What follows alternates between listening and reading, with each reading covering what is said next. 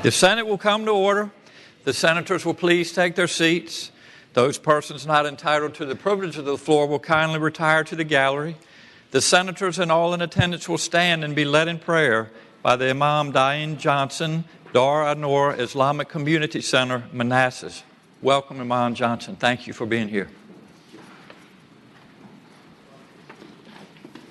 Thank you and good morning all.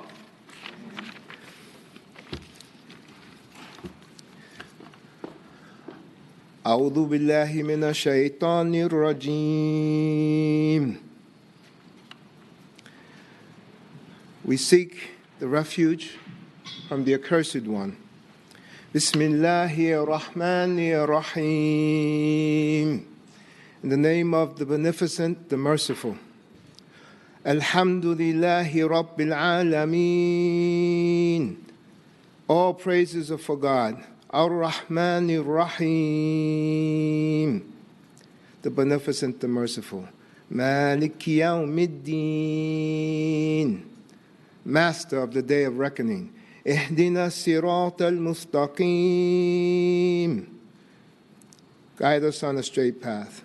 Sirat al-Ladina an'amta alayhim, the path of those upon whom thou hast bestowed thy favor. غير المغضوب عليهم ولا الضالين, not the path of those who earn thine anger, nor of those who go astray. So be it.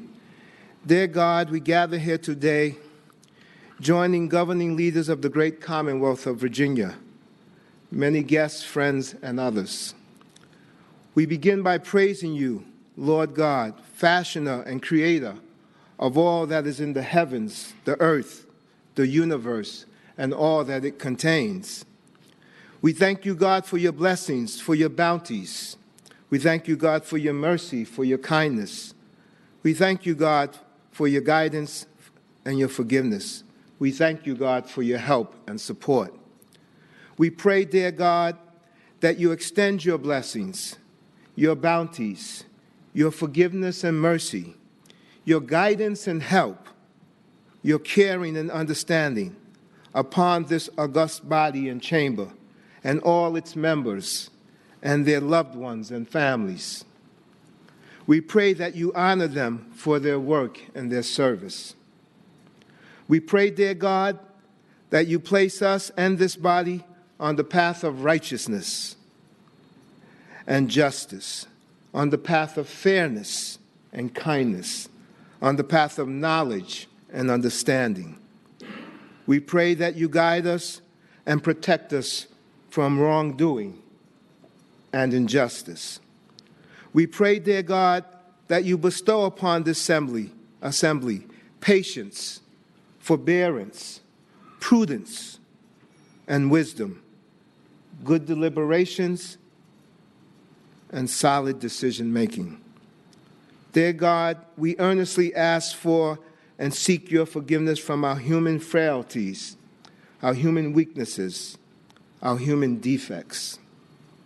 Dear God, protect those in our charge. Oh, dear God, we especially pray that you grant this body, these leaders, with patience, understanding, wisdom, and good judgment.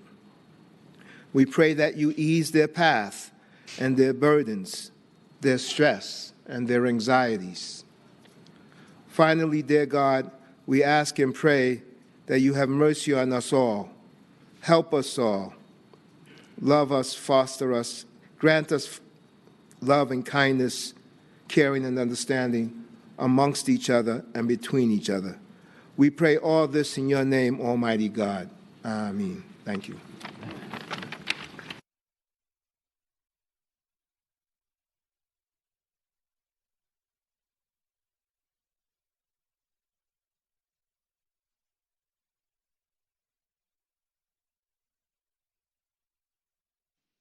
The clerk will please call the roll.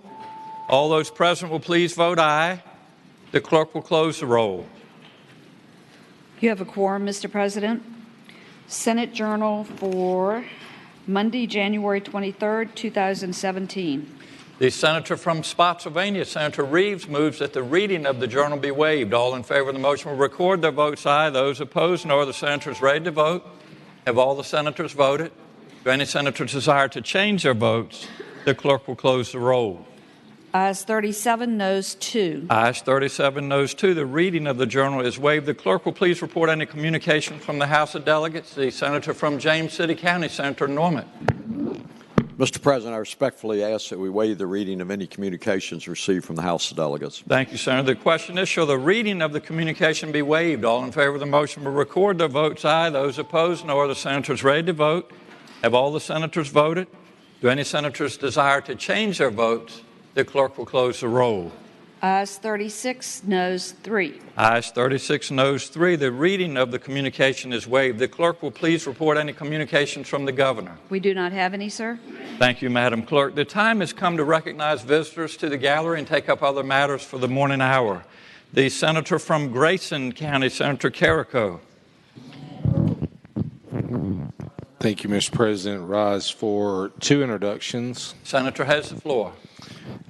Mr. President, members of the body, in the gallery today, there's several 4-H groups from my area that I would like to recognize. The 4-H group from Wise County, the 4-H group that drove the furthest from the other end of the state from Lee County, 4-H group from Scott County, and a 4-H group from Grayson County, the home county that I live in. And I would like the body to give them a warm welcome for being here today. Thank you, Senator. Would members from the Wise County, Lee County, Scott County, and Grayson County 4-H clubs please rise? Welcome to the gallery of the Senate, and boy, you all have made a long trip from out in the great Southwest, and we certainly appreciate you being here and appreciate what you do through 4-H, and I know you are paying a lot of attention to your academics, and we look forward to watching you grow, and we wish you the best luck in all of your endeavors. So I would ask the members of the Senate to please join me in offering members from the Wise County, Lee County, Scott County, and Grayson County 4-H clubs the warm welcome of the Senate.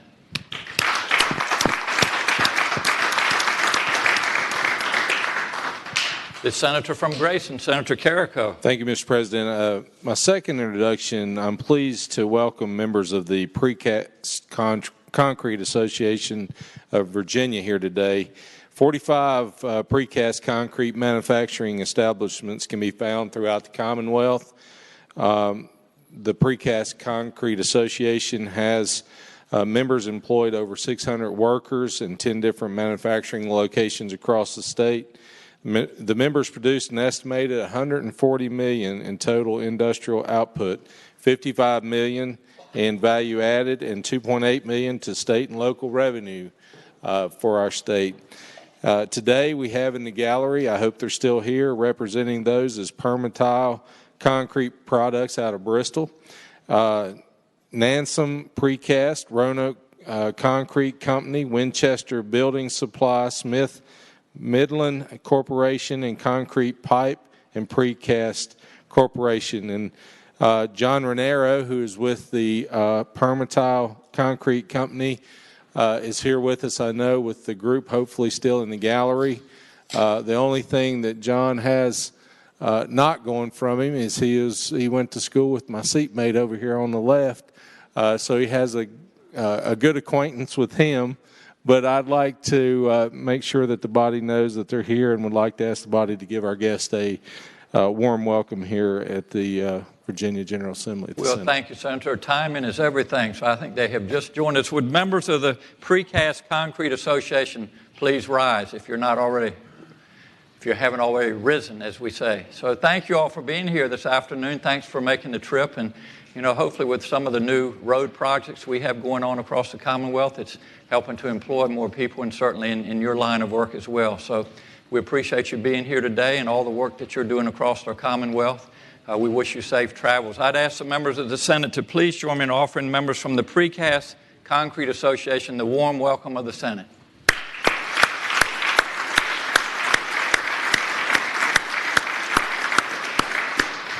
The senator from Prince William County, Senator McPike.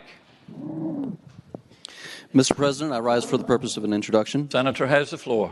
Today's invocation was conducted today by the Imam Diane Johnson, who is visiting the Capitol today with members of the Muslim Association of Virginia. This is an active group of citizens that engages in community service, holding food banks, helping the homeless, as well as other civic activities to help their fellow Americans.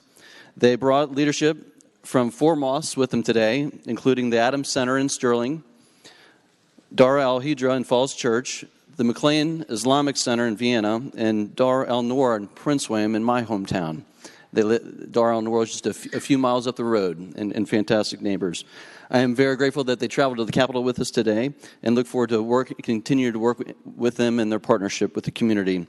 Mr. President, I ask you to provide them with a warm welcome of the Senate. Thank you. I will, Senator. Would Imam Diane Johnson and your guests please rise? Thank you all so much for spending the day with us in Richmond. And Imam, thank you very much for getting us off to a great start this afternoon. I enjoyed seeing you all on Friday and look forward to visiting with you again. And we hope you have a wonderful day here in Mr. Jefferson's Capitol and safe travels to you all as well. I'd ask the members of the Senate to please join me in offering Imam Diane Johnson and guests the warm welcome of the Senate.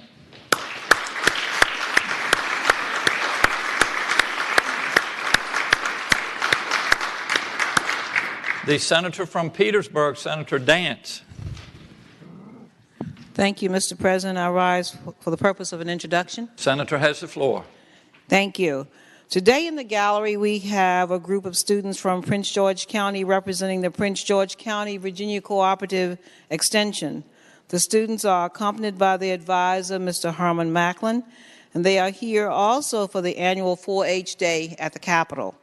The Prince George County office of the Virginia Cooperative Extension is a local connection to Virginia's land-grant universities, Virginia Tech and Virginia State University. Through educational programs based on research and developed with input from local stakeholders, they help the people of Prince George County improve their lives. Additionally, they provide education through programs in agriculture and natural resources, family and community and consumer sciences, 4-H youth development, and community viability. Mr. President, on behalf of the Senator from Mecklenburg and myself, I would ask that we give them a warm Senate welcome. Thank you, Senator. Would members from the Prince George County 4-H please rise? Welcome. You all are well represented today, and thanks for making the trip to our Capitol, and hopefully you'll be able to see how policy is made here in the Senate and also in the House on the other end. So we appreciate you taking time out of your busy schedule to visit with us. I'd ask the members of the Senate to please join me in offering members from the Prince George County 4-H the warm welcome of the Senate.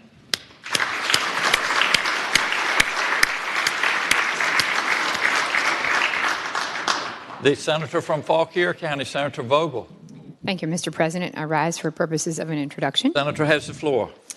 Mr. President, I would like to direct your attention in the gallery to some more 4-Hers who are here today as part of the 4-H Day. I know that you and others in this body are well aware of the important contributions that 4-H makes to many, many young people as part of their life, their family life, and their education in Virginia. And while mine may not have traveled as far as those who are here for the gentleman from Grayson, they are every bit as special. They're here from Frederick County, Virginia, and I would ask that you please extend to them the very, very warm welcome of the Senate. Thank you, Senator. Would members from the Frederick County 4-H Club please rise? They perhaps, Senator, are watching from another viewing area. But we want to certainly give them the same attention as the other 4-H organizations. So for those of you that, if you are watching from another room, we would like to offer the warm welcome of the Senate to the Frederick County 4-H Club. Let's offer them a round of applause. Thank you.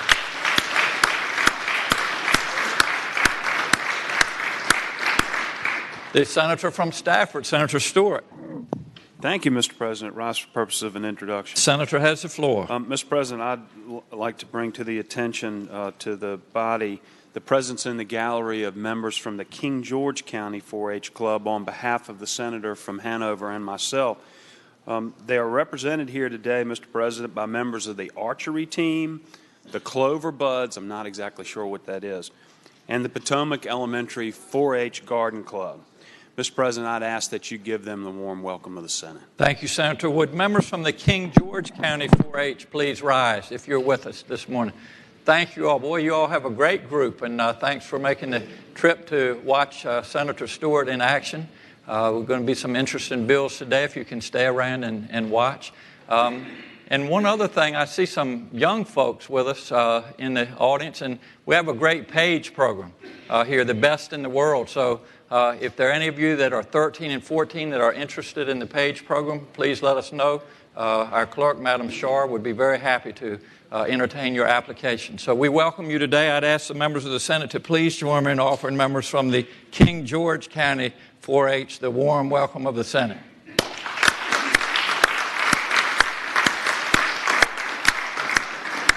The senator from Roanoke City, Senator Edwards. Mr. President, today is the Virginia School Board Association's Lobby Day. I suspect each of us has received, as guests, members of the school board from our respective districts. I know I've had several school boards visit me from my district. The school boards are here, of course, promoting the public education throughout the Commonwealth of Virginia, improving excellence in public education, as well as maybe a little more funding. And I would ask you to give the School Boards Association, who are here promoting our public education system, one of the finest in the country and one of the most important institutions in the Commonwealth of Virginia, I would ask you to recognize them and give them a very warm welcome to the Senate. Thank you, Senator. Would members from the Virginia School Board Association, if you're with us, please rise. Senator, they may be watching from another viewing area, but we certainly appreciate them being here advocating for what we would like to have is the world-class education system in Virginia. So if there are members of the Virginia School Board that are viewing us from another area, we would offer you the warm welcome of the Senate. Thank you.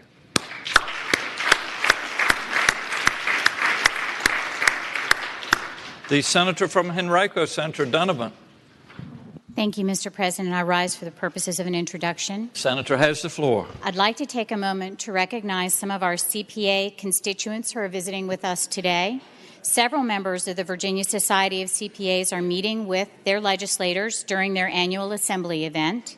They've brought with them their legislators' tax guide to answer common tax questions, so please welcome the VSCPA members. Thank you, Senator. Would members from the Virginia Society of CPAs please rise?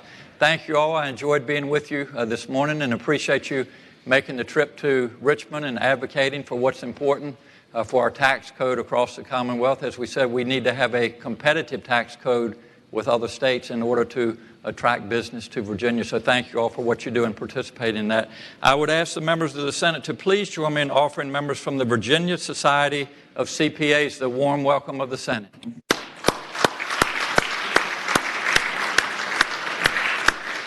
The senator from Roanoke County, Senator Suderline. Mr. President, I rise for two introductions. Senator has the floor. I know I trespass on this body a lot with the one introduction I had in my first whole year, but today I've got two. And the first one, Mr. President, is the wonderful group of 4-H students from Wythe County who are in the gallery. We've got a lot of great agriculture families in Wythe, and some of these children our students are members of those families, and others are going to be in agriculture later and help grow what's already the largest industry in the Commonwealth. So I'd ask you to give them a warm welcome of the Senate. Thank you, Senator. Would members from the Wythe County 4-H please rise? Wow, what a great group you all have this morning. And you've come from a beautiful area of our Commonwealth. I've been through there many times, and I always enjoy the visit. And you all have come quite a way this morning as well. So there's a tremendous amount of history here in Mr. Jefferson's capital, so we hope you can take a lot of it in today. And thanks for visiting with us. I would ask the members of the Senate to please join me in offering members of the Wythe County 4-H the warm welcome of the Senate.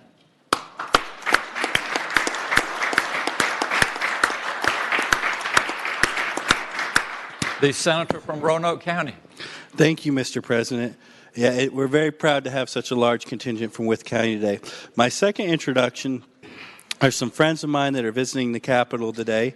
We've got Lauren Elizabeth Fox, Constance Fox Carroll, and one of my very oldest friends, Lieutenant Ian James Mulcahy, who's on leave right now as the commanding officer of the Coast Guard cutter Catherine Walker.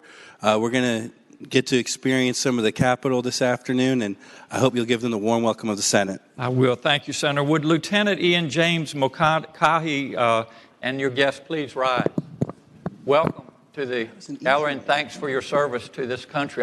Just a very quick story. I had always wanted to go to the Coast Guard Academy and ended up getting a silver medal, so ended up at VMI instead. But thanks for what you do to keep our waterways safe, and we appreciate that. So I would ask the Senate to please join me in offering Lieutenant Ian James Mulcahy and your guests the warm welcome of the Senate.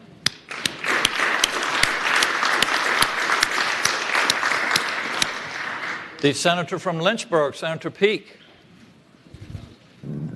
Mr. President, I rise for the purpose of an introduction. Senator has the floor. Mr. President and fellow members of the Senate, I rise to introduce today, visiting from Fluvanna County, the Fluvanna County 4-H Teen Leaders Club. They are accompanied by Kim Mayo, their leader, and Ellie Farmer and Caitlin Russ. If they happen to be here, are they behind me? Could be. There's still we'll a see. contingency. But Fluvanna County, a great agricultural county, and they are continuing in that tradition. They came by my office, and I talked with many of them, and they had many interesting questions for what's going on in the state Senate. So I ask Mr. President and the fellow senators to welcome them today. Thank you, Senator. Would members from the Fluvanna County 4-H Teen Leaders Club please rise if you're with us this morning? Great. It was great to see you all as well, and you all are strong in numbers today, your 4-H members, so we appreciate you coming to visit with us today. I'd ask the members of the Senate to please join me in offering members of the Fluvanna County 4-H Teen Leaders Club the warm welcome of the Senate.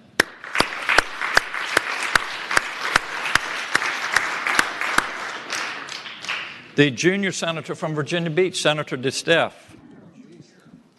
Mr. President, I rise for an introduction. Actually, two introductions. Senator has the floor. Thank you, Mr. President. It's all yours. I wasn't going to.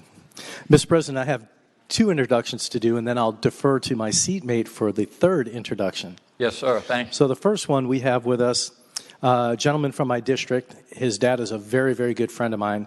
It's Gio Torres. He's shadowing, walking around with some of the doctors today. All right, thank you, Senator. Gio, I recognize you. Welcome. Gio and I go back a long ways. We're actually neighbors back in Norfolk, so I know I've followed your career and look forward. I know you're an aspiring young doctor, so we appreciate what you're doing, and we wish you the best. So I would ask the members of the Senate to please join me in offering Gio Torres the warm welcome of the Senate.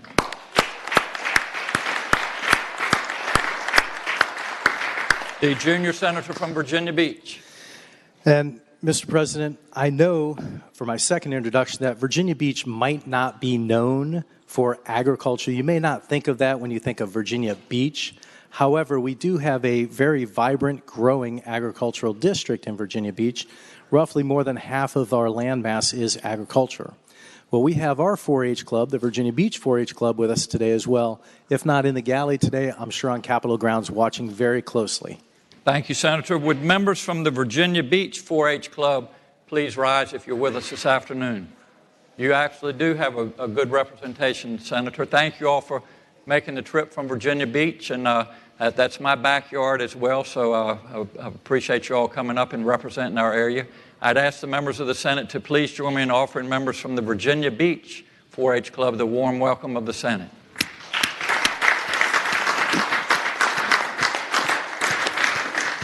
The senator from Henrico, Senator Donovan. Thank you, Mr. President. I rise for the purposes of an introduction that I wouldn't let my seatmate make. Thank you, Senator. You have the floor. So I think that most of them have returned to their offices because they need to see patients, but you all probably had the opportunity to meet with some of the physicians from Medical Society of Virginia Lobby Day. And so I really want to thank them for coming down. That is how I got my start here at the legislature, despite what you all think, was with Medical Society of Virginia and their Lobby Day. So thanks for their ongoing efforts to stay involved in the process. Thank you, Senator. Would members of the White Coats Day, I see some white coats out there, please rise. Thank you all so much for making the trip today, and as the good senator said, for taking time out of your busy schedule. I think, Senator, I recognize some of them may perhaps be students, doctors in training, and so this is your future, and it's good that you're here advocating for what you believe in strongly. So thanks for taking time to be with us today. I'd ask members of the Senate to please join me in offering members here from White Coat Day the warm welcome of the Senate.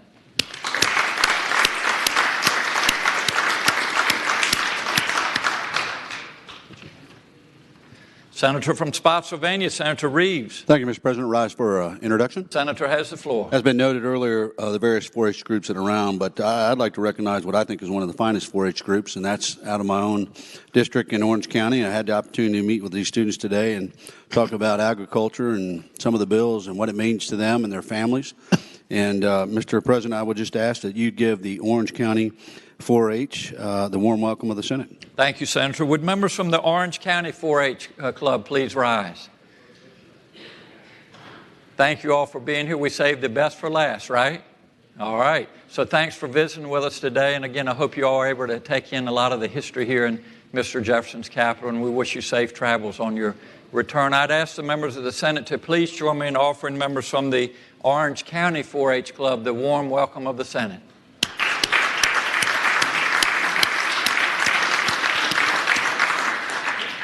Is there any other business for the Senate this morning? For morning hour, the senator from Hanover, Senator McDougal. Thank you, Mr. President. I do represent Spotsylvania as well, so I can understand the confusion.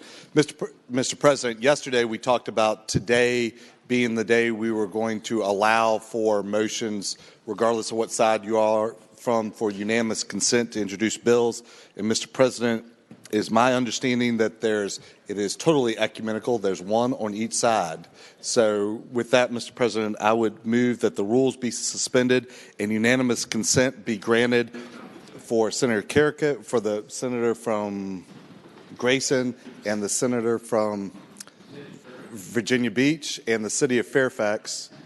Apparently, they're growing like trees out here, very fast trees. And the senator from Loudoun to introduce bills beyond the deadline. Did I miss anybody? Today. So, Senator, it sounds like we have four. Four. All right. Thank you, Mr. President. Yes, sir. The question is, shall the Senate grant unanimous consent to introduce 4 bills, one from Loudoun, Fairfax, Grayson, and Virginia Beach? All in favor of the motion will say aye. Those opposed, no. The ayes have it. The consent of the Senate is granted to introduce the bills as described.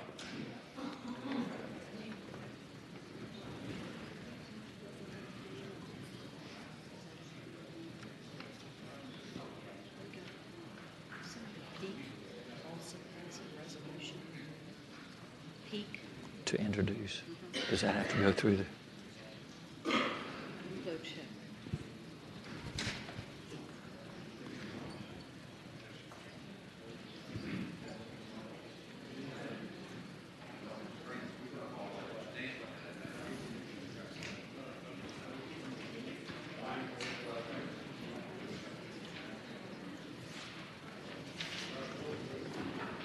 He did. He didn't think he needed unanimous consent, but he does. So if you can just do that one.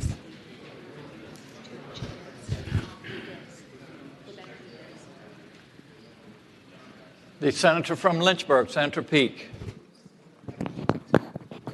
Mr. President, I rise. I understood I did not have to introduce it, but I have a resolution I would like to submit. Thank you, Senator. The question is, shall the Senate grant consent for the resolution as described by the senator from Lynchburg? All in favor will say aye. Those opposed, no. The ayes have it. The consent of the Senate is granted. Thank you, Senator. Thank you, Mr. President. Sir. Returning to the morning hour, the senator from Rockingham, Senator Obenstein. Introduction. Senator has the floor. Mr. President, I bet you didn't know that there are some 4-H students in the Capitol today. I would have never guessed. Well, I knew that.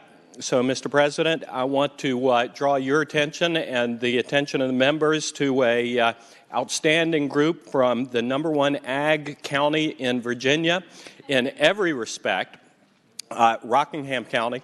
They have a outstanding group of 4-H emerging leaders here from all corners of Rockingham County. So, Mr. President, I would ask you to extend the welcome of the Senate to this outstanding group. Thank you, Senator. Would members from the Rockingham County 4-H please rise? Welcome, and you all are from truly a beautiful area of the Commonwealth as well. So thanks for being here today, and we recognize you with your green on. We hope you have a wonderful visit in Mr. Jefferson's capital. I'd ask the members of the Senate to please join me in offering members from the Rockingham County 4-H the warm welcome of the Senate.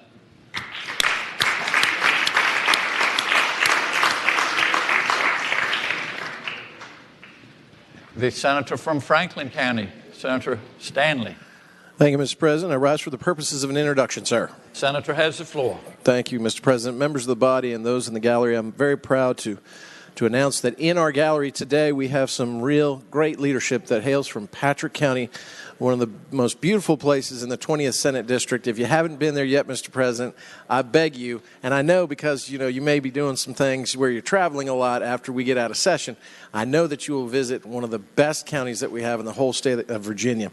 Mr. President, they are known as the leadership of Patrick County, and if you will indulge me, I'd like to introduce that are here in the gallery: Julie Walters Steele, Lisa Martin, Jessica Harmon, Monica Gravely, and Patty Dalton.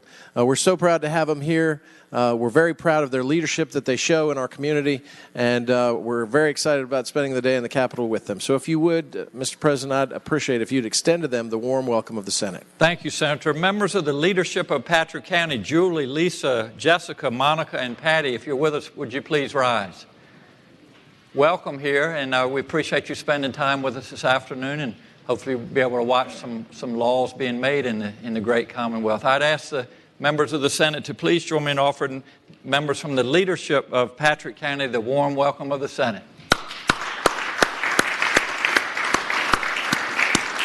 The Senator from Russell County, Senator Chafin.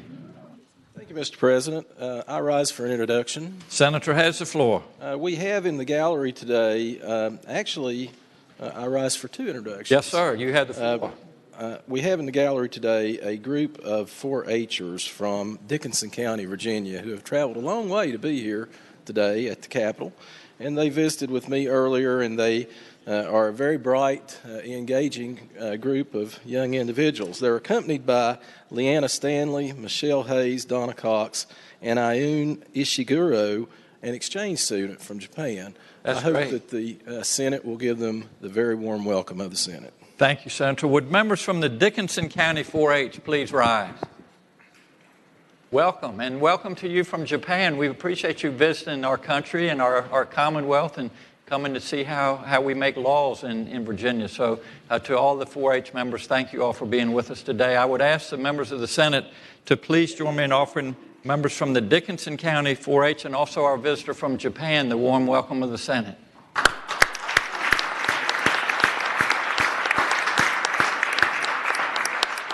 The Senator from Russell County.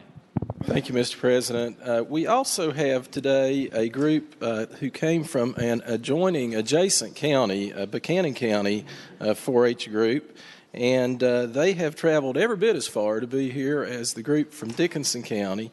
I hope that it would be both of these groups, of course, are in my district in the far west, about as far west as you can get. They both bump right up against Kentucky. So I hope that the members would give this group from Buchanan County the warm welcome of the Senate. Thank you, Senator. Would members from the Buchanan County 4-H Club please rise if you're with us? Welcome, and you all did travel a long ways, didn't you? How was your trip? Good trip, I hope, and we certainly hope you have a safe trip on your return. And again, thanks for coming and sharing your day with us here in Richmond. I would ask the members of the Senate to please join me in offering members from the Buchanan County 4-H Club the warm welcome of the Senate.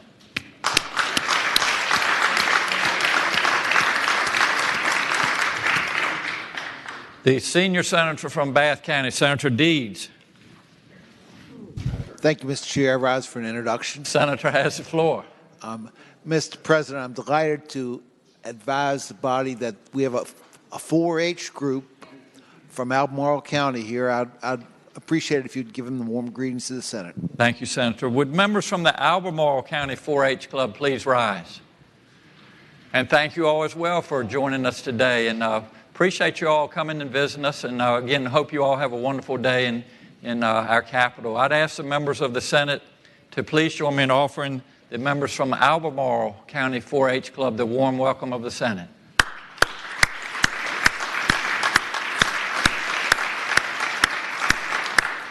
The senior senator from Richmond City, Senator Sturdivant. Mr. President, I rise for purposes of an introduction. Senator has the floor. Mr. President, it is my pleasure this morning on behalf of myself as well as the senator from Richmond City on the other side of the chamber to introduce members of the Richmond 4-H and Ephesus Junior Academy who have joined us here in the Senate chamber today. And, Mr. President, I ask that we offer them the warm welcome of the Senate. Thank you, Senator. Would members from the Richmond City 4-H Club please rise if you're with us? Oh, you all have a great group as well. Thanks for visiting with us today, and hope you have a very enjoyable day. I'd ask the members of the Senate to please join me in offering members from the Richmond City 4-H Club the warm welcome of the Senate.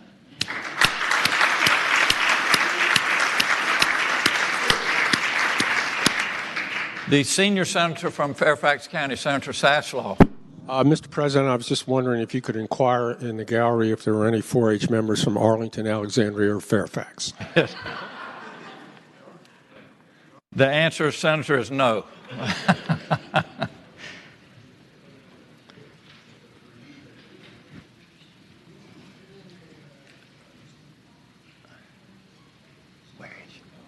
Oh, okay, I will do that. The senator from Russell County. I think we have some more 4-H members. I believe we do, Mr. President. Yes, sir. Thank you for allowing me to introduce them. I rise for the introduction of a group from Tazewell County, Smith County, and Bland counties. They visited with me this morning, making up the larger part of my district when you consider those 5 counties. I hope that it would be the pleasure of the Senate to give them the warm welcome of the Senate. Thank you. Thank you, Senator. Would members from Tazewell, Smith, and Bland counties 4-H please rise? Thank you all so much. I know you all have come a long way, but it's very important to us to have you come and visit us and tell us what's important to you out in your area of the Commonwealth and what a beautiful area you come from. And we thank you for being here, and we wish you safe travels. So I would ask members of the Senate to please join me in offering members from the Tazewell, Smith, and Bland County 4-H the warm welcome of the Senate.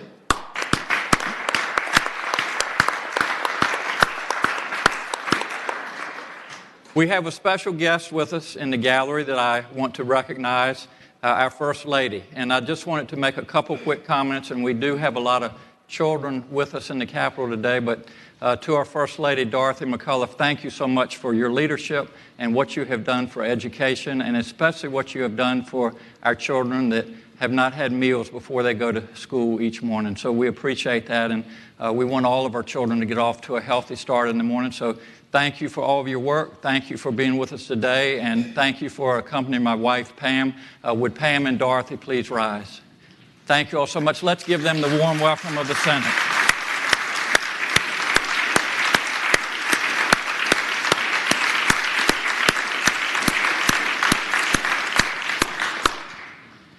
The senator from Grayson, do you have a? All right. Is there any other business for the morning hour? The clerk will please call the calendar. Senate calendar for Tuesday, January 24th, 2017. Uncontested calendar. Senate bills on third reading. The senator from James City County, Senator Norman. Thank you, Mr. President. I respectfully move that all the Senate bills on the third reading on the uncontested calendar, which would include all Senate bills on pages 1 through 15, including Senate Bill 786 through Senate Bill 1368, be placed on their final passage in the block. Any senator who desires to remove a bill from the block and to introduce anyone else in the gallery, please do so after the clerk has read the number. Thank you, Senator. The question is, shall the Senate bills on the uncontested calendar, third reading, pages 1 through 15, Senate Bill 786 through Senate Bill 1366 be placed upon their final passage in the block with the understanding that any senator desiring a bill removed from the block will do so after the clerk has read the number of the bill. All in favor of the motion will say aye. Those opposed, no. The ayes have it. The motion is agreed to. The clerk, the bills are before us in the block. The clerk will please read the number of the bill.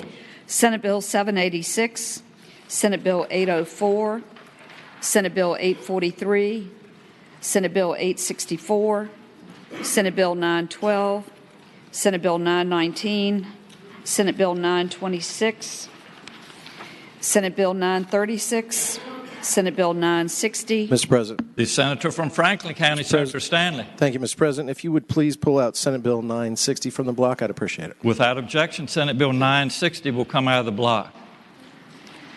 Senate Bill 961, Senate Bill 964, Senate Bill 977, Senate Bill 1001, Senate Bill 1025, Senate Bill 1083, Senate Bill 1104.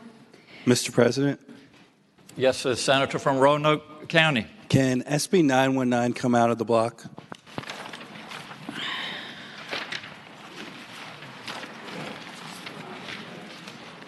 And bye for the day. Without objection, Senate Bill 919 on page 3 will come out of the block and bye for the day. Senate Bill 1083, Senate Bill 1104, Senate Bill 1135. Mr. President. The senator from Eastern Fairfax County. Mr. President, could Senate Bill 1135 come out of the block? Without objection, Senate Bill 1135 will come out of the block.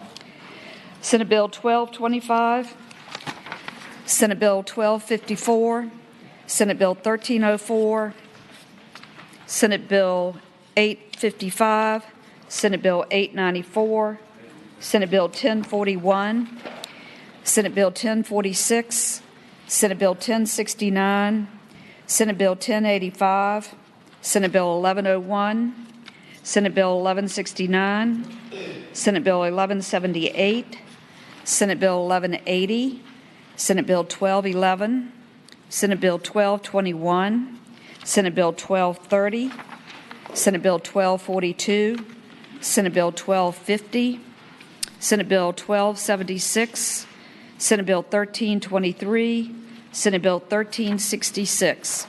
Thank you, Madam Clerk. The question is, shall the bills in the block pass? That is, all bills except for Senate Bill 960, 919, and 1135. All in favor of the passage of the bills will record their votes aye. Those opposed, no. Are the senators ready to vote? Have all the senators voted? Do any senators desire to change their votes? The clerk will close the roll. Ayes 39, noes 0. Ayes 39, noes 0. The bills in the block pass. Returning to page 4, Senate Bill 960, the senator from Northern Chesapeake, Senator Spruill.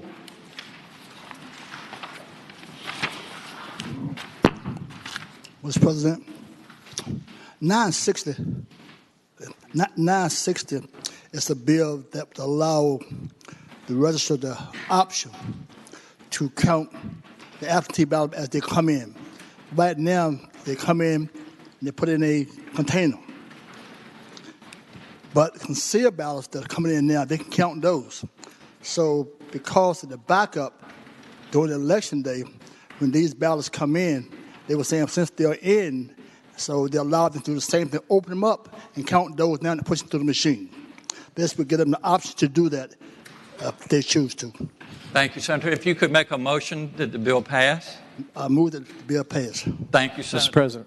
The senator from Fairfax City, Senator Peterson. For a question. Would the senator from Northern Chesapeake yield for a question? Yes, Mr. He yields, Senator. I would ask the gentleman, we're going to take up legislation later today saying that when there are write-in ballots under certain circumstances, they don't have to be counted. So if somebody has a write-in ballot and they open it and they count it and then suddenly they don't hit the threshold, how do they uncount it? The senator from Northern Chesapeake. I'm hoping that they don't, when they come in today, I would not vote for that write-in ballot. So I'm hoping that they don't do that. They should not count it. Okay. Thank you, Senator. Thank you, gentlemen. The senator from Franklin County, Senator Stanley. Thank Thank you, Mr. President. Will the senator from Northern Chesapeake yield for a question? Would the senator from Northern Chesapeake yield? Yes, Mr. He Chairman. yields, Senator. Mr. President, I'd ask the gentleman if he could look at the bill as it's found on our calendar docket that we can find here on our devices, and if he would look on page or on line 12. After the word absentee, I noticed the word voter. Now, if the gentleman were to take the R off the word voter, what would that word be then, sir? The senator from Northern Chesapeake. Mr. Chairman, wait a minute. Just vote. That's all. Thank you, Senator. The further senator question? from Franklin County. Thank you, Mr. President. Now, if the senator from Northern Chesapeake, my good friend, would then go down to line 55 of his legislation, and then go to the end of that line, after the word in, if the gentleman could tell me what that word is. The senator after the word in. Senator from Northern Chesapeake. Mr. Chairman, trying to find line 55. Tell him chill out 1 minute.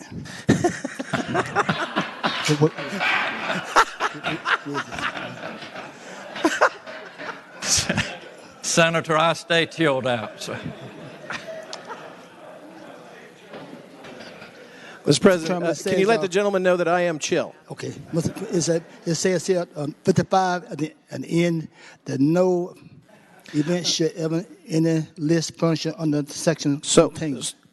So, Mr. President, then that word after in is what? Well, I would ask the gentleman from Northern Chesapeake. No.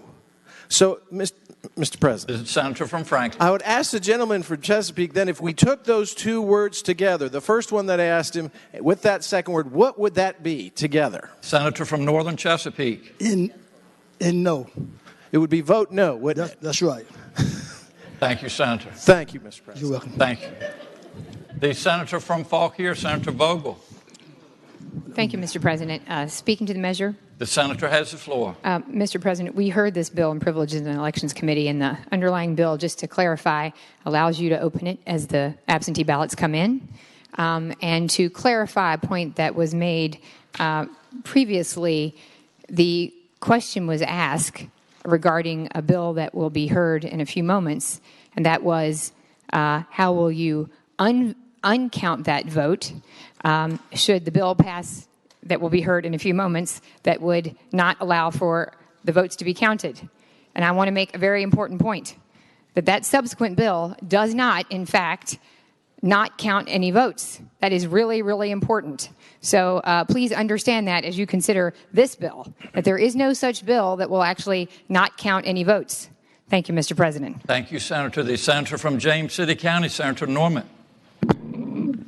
Thank you, Mr. President. Would the gentleman rise and yield for a question, please? Would the senator from Northern Chesapeake yield for a question? Yes, Mr. Chairman. Yield, Mr. President. Mr. President, as I was listening to his initial explanation of the bill, he mentioned that some of the, ballots that came in were put in a can. I was just wanted to know, does your bill provide that the Democrat ballots will be the ones put in the can? The senator from Northern Chesapeake. Mr. Chairman, the act was designed to make sure that my friend, Senator Wagner, that his votes be counted that night. So it was provided for him. Yes, sir. The Democrats ballot will put into a can. Yes, sir, it will be. Thank you, Senator. The question is, shall Senate Bill 960 pass? All in favor of the motion, record their votes aye. Those opposed, no. Are the senators ready to vote? Have all the senators voted? Do any senators desire to change their votes? The clerk will close the roll. Ayes 38, noes 0. Ayes 38, noes 0. The bill passes.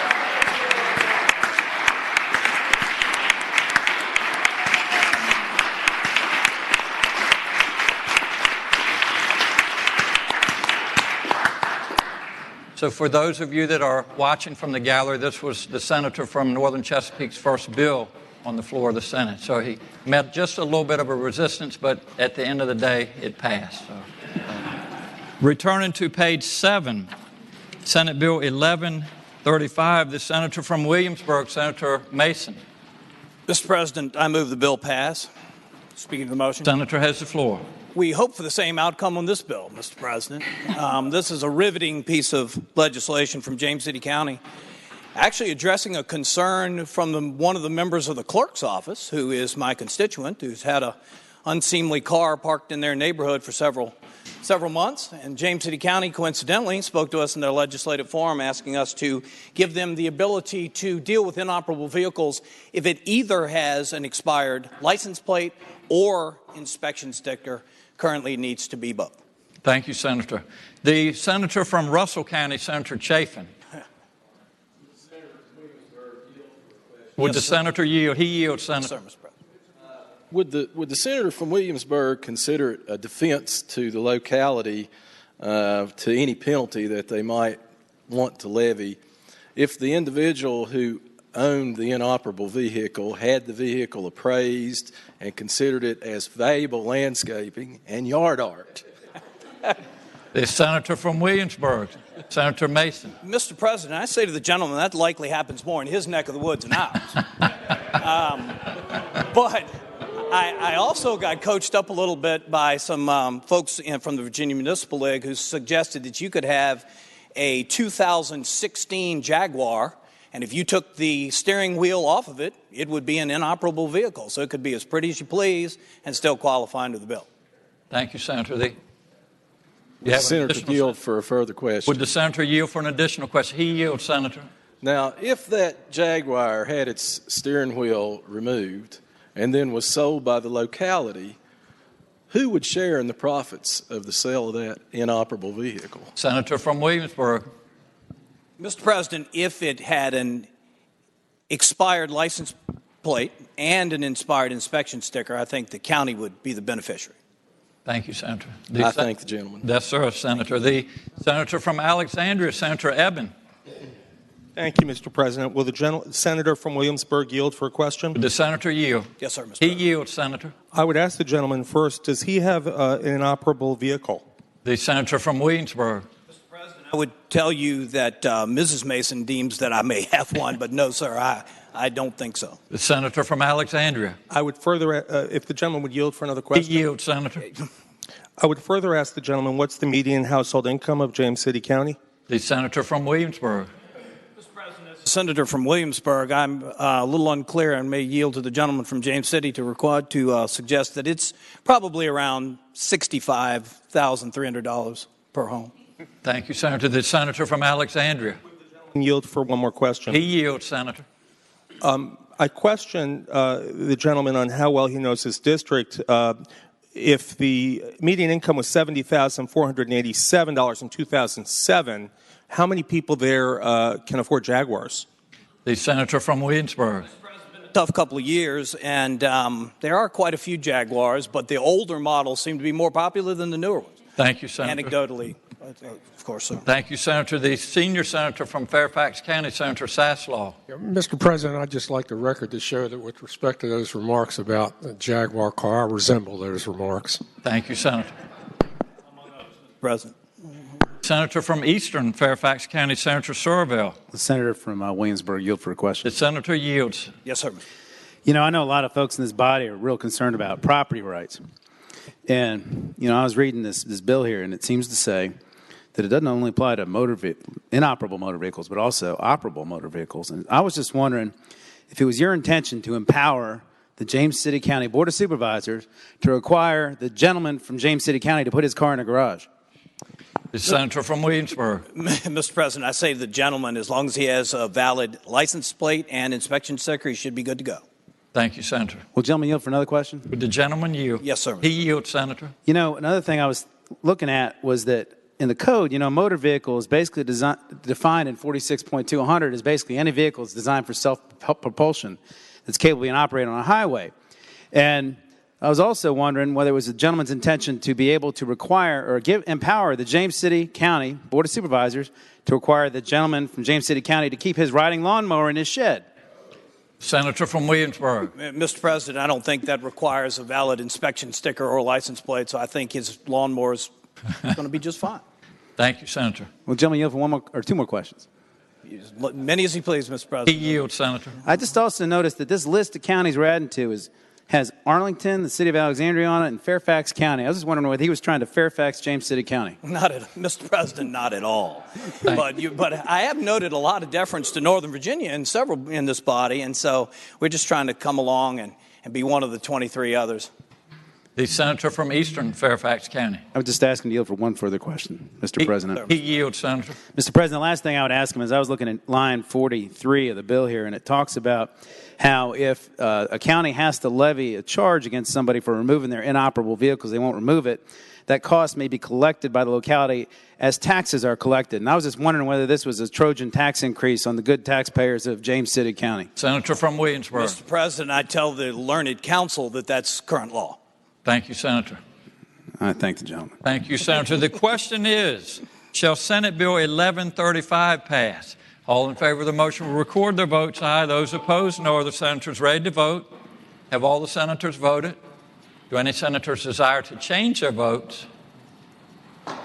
The clerk will close the roll. Ayes 33, noes 6. Ayes 33, noes 6. The bill passes.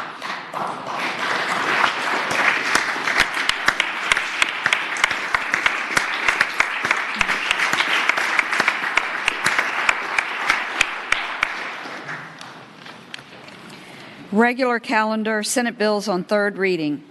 Senate Bill 1126, a bill relating to consumer finance companies' internet loans. Sorry, it faded off the page. The senator from Eastern Fairfax County, Senator Surville. Thank you, Mr. President. I move the bill pass and speaking to the bill. Senator has the floor. Thank you, Mr. President. Ladies and gentlemen of the Senate, this legislation basically would require internet or companies that lend money over the internet to be regulated as consumer finance companies. As you all remember, yesterday we passed a floor amendment requiring a reenactment of this next year, and we also had a third enactment clause directing the Bureau of Financial Institutions to develop a regulatory regime to deal with these companies. Just really quick, you know, these companies have been documented. We're talking about basically Native American tribes and companies from other countries that are coming in here and lending money to people in Virginia at documented interest rates of 478%, 638%, even 5,000% has been documented. With the amendments we made yesterday, I think there's peace in the valley on this. I would ask the body pass the bill. Thank you, Senator. The question is, shall Senate Bill 1126 pass? All in favor of the motion will record their votes aye. Those opposed, no. Are the senators ready to vote? Have all the senators voted? Do any senators desire to change their votes? The clerk will close the roll. Ayes 36, noes 3. Ayes 36, noes 3. The bill passes. Senate Bill 901, a bill relating to Park Authority liability immunity. The senator from Western Fairfax County, Senator Morrison. Thank you, Mr. President. I move that the bill pass. And speaking to the measure. Senator has the floor. Thank you, Mr. President. This legislation grants park authorities the same protection from liability and civil actions that cities, counties, and towns currently have for their parks. The purpose of this legislation is to clarify the state code so it is consistent with case law under two circumstances. Cases have indicated that they do indeed have that same liability, and so I renew my motion to have the bill pass. Thank you, Senator. The question is, shall Senate Bill 901 Mr. President. Yes, the senator from Fairfax City, Senator Peterson. Just speak very briefly in opposition, and I know, if I might. Yes, sir. The senator has the floor. I know that this is obviously another good example of immunity creep, where this initially started out for state parks, then was added to local parks. Now it's going to go to park authorities. The bottom line is, when people are injured on a location, there's a great way to assess the risk and insure against it. It's an industry called, wait for it, insurance. And by and large, people can't insure for these type of risks. And again, when we take a park authority out of this equation, we're just simply saying that people that get injured for negligence reasons are not going to be insured against and will not have a recovery. So again, I realize this battle has pretty much been fought and lost on many occasions, but again, it's just more examples of immunity creep. Thank you, Senator. The question is, shall Senate Bill 901 pass? All in favor of the motion will record their votes aye. Those opposed, no. Are the senators ready to vote? Have all the senators voted? Do any senators desire to change their votes? The clerk will close the roll. Ayes 31, noes 8. Ayes 31, noes 8. The bill passes. Senate Bill 1073, a bill relating to general and operational powers of the town elections, appointed officers. Senator from Rockingham, Senator Obenchain. Mr. President, I move that the bill pass. And speaking of the bill, this bill is updating the Bridgewater Town Charter. It changes conforms the charter with current law. The charter, or currently the town conducts its elections in November as they're permitted to under state law. The charter provides for them to be conducted in May. However, this corrects that and updates the charter in multiple additional ways. Thank you, Senator. The question is, shall Senate Bill 1073 pass? All in favor of the motion will record their votes aye. Those opposed, no. Are the senators ready to vote? Have all the senators voted? Do any senators desire to change their votes? The clerk will close the roll. Ayes 39, noes 0. Ayes 39, noes 0. The bill passes. Senate Bill 1084, a bill which provided a charter for the town of Herndon relating to elections. The junior senator from Loudoun, Senator Wexton. Thank you, Mr. President. I move the bill pass. And speaking to that motion, Senator has the floor. This bill would allow the town of Herndon to amend its charter to move its town elections from May to November, as many, many towns have done before them. And I ask that the bill pass. Thank you, Senator. The question is, shall Senate Bill 1084 pass? All in favor of the motion will record their votes aye. Those opposed, no. Are the senators ready to vote? Have all the senators voted? Do any senators desire to change their votes? The clerk will close the roll.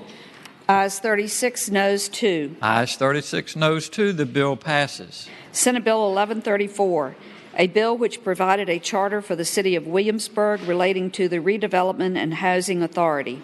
Senator from Williamsburg, Senator Mason. Mr. President, I move the bill pass. Speaking to the motion. Senator has the floor. Mr. President, currently the City Council's Redevelopment and Housing Authority in Williamsburg, HUD requires that you have a citizen member. This expands the charter to allow 2 citizens from the city of Williamsburg, one that lives in a housing complex, to be a member of the Redevelopment and Housing Authority.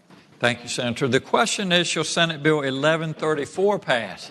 All in favor of the motion will record their votes aye. Those opposed, no. Are the senators ready to vote? Have all the senators voted? Do any senator decide to change their votes? The clerk will close the roll.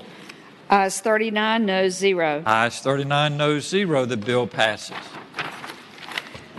Senate Bill 1236, a bill relating to candidate petitions, number of signatures required for statewide candidates. The senator from Alexandria, Senator Eben.